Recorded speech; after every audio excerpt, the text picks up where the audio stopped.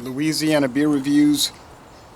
Dry, crispy, classically crushable American light lager, 4.4% alcohol from Bingo Beer Company. Bingo Beer Company has a paper adhesive label on there, clear cylindrical can. This was sent to me by Douglas. So canned over 4 months ago. It says Bingo is for lagers. Well, still, sort of fresh, and I appreciate you sending this, Douglas, because we certainly don't get their beers down here. IBUs not given. Introduced in 2020, just like with Rail Pass, the previous one. They use Koji rice, which is a special Japanese treated rice. Hüell Melon hops and Lemondrop hops. And Untapped and Beer Advocate think it's good. Not too many reviews or check-ins on those sites, but we'll see. I haven't read any reviews. I just know that they like it. This is the first video review for this product in the world. And I got the sunlight about to come over that roof line, which will give us some more light here. Now 4.4, I don't consider a light beer. I would say anything 4.2 or under could maybe, if the calories are low enough, would be considered a light beer. I would just call this a 4.3 to 5. I would just call a mid-range lager beer. Rolling Rock is 4.4. Bush is 4.3. They're not called light beers. All right, so you get a thick, spongy, white head, I guess mostly white, and a clear, bubbly straw appearance. There's some haze to it. Let's go with the aroma.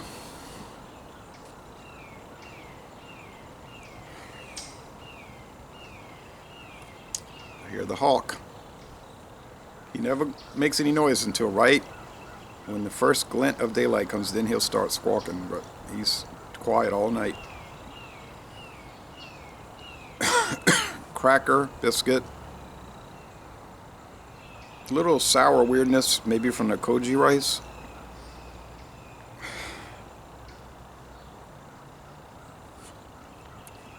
Now, if you get Bud Light, they use rice.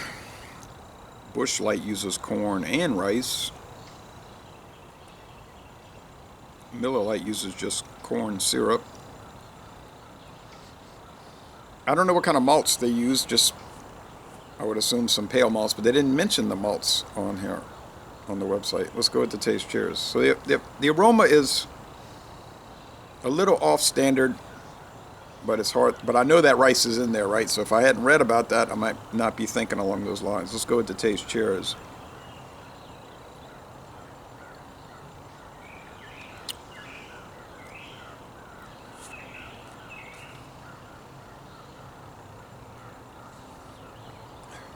Now the flavor is more standard than the aroma. Still a little lager sourness.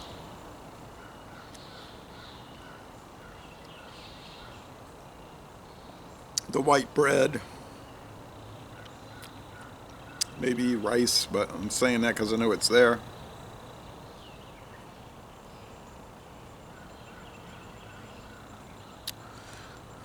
See, it's not light bodied to me, it's medium bodied.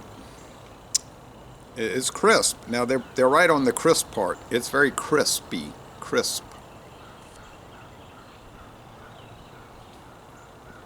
A dry finish. So 2 out of 5 sugar cubes.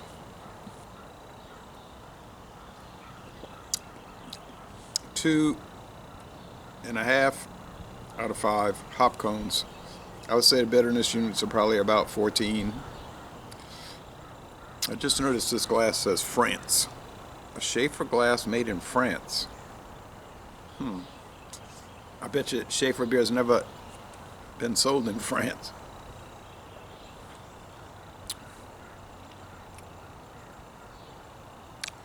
So, if you enjoy craft lagers, and I do, this could be one to pick up. I don't know the price point. I certainly don't know the availability. May not be seen outside of Virginia. But I had a chance to try it thanks to Douglas. So score. Pour a little bit more.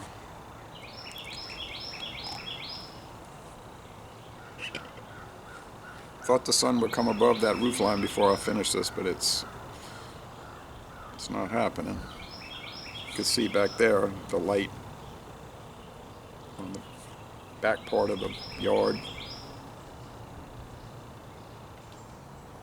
I'll break the lawnmower out later after the grass dries. Take about 5 more hours, at least 4 hours.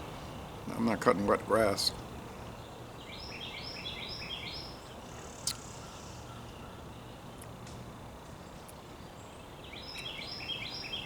I'll give it a 9 out of 10. A minus, getting into excellent, getting into excellent, kind of just a low profile flavor, but I think it's designed that way, like they said, for chuggability or quaffability. What did they say, the terminology?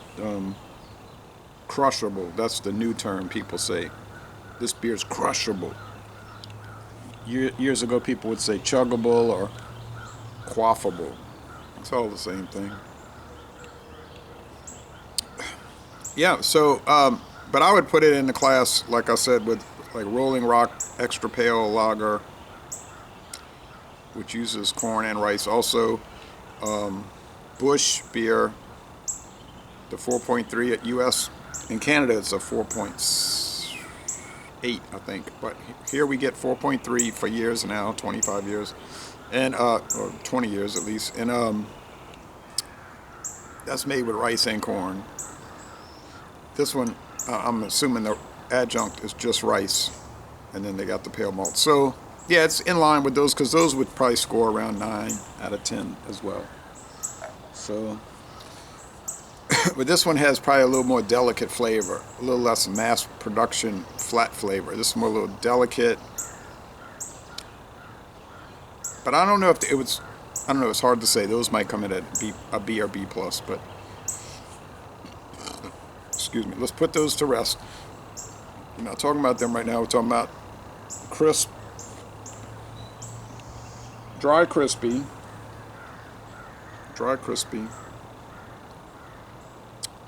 The only one that kind of makes me think of, talking about mass produced, is years ago I bought one in Baton Rouge, Louisiana in 1998. It was called Olympia Dry Olympia. And they had a can design trying to mimic Asahi Super Dry.